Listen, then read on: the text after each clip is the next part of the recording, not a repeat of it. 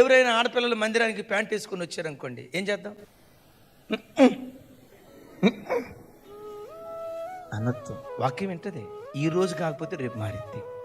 వాళ్ళ కూతురు చూడు ఎట్టొచ్చిందో చర్చికి, అది వాళ్ళ కోడలు చూడు చర్చికి ఎట్టొచ్చిందో, అది గుదుగుదుగుదుగు వాళ్ళ అబ్బాయి చూడు చర్చికి ఎట్టొచ్చాడు. గుసగుసలాడు. తప్పుకు చోటు ఇవ్వమని కాదు నేను అనేది, ఎంత తప్పు చేసిన మందిరానికి రావచ్చు అనేది కాదు నా అభిప్రాయం. ఒక్కొక్క హృదయం లోకంలో చెదిరిపోయింది. నన్ను ఎవరు ఆదరిస్తారా, నన్ను ఎవరు ఓదారుస్తారా, మాకెవరు ధైర్యం ఇస్తారా, మమ్మల్ని ఎవరు బలపరుస్తారా?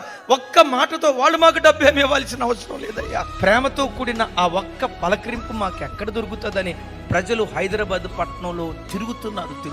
ఈ హైదరాబాద్ పట్టణానికి దేవుడు మనకిచ్చిన ఈ పరిచర్య ఒక పిచ్చుల వృక్షంలాగా దేవుని కొరకు నాటబడాలి. కన్నీళ్లు కారుస్తున్న ప్రజలను చూసి ఇట్ట అట్ట ఈ వేలు అందుకు కాదు దేవుడిచ్చింది.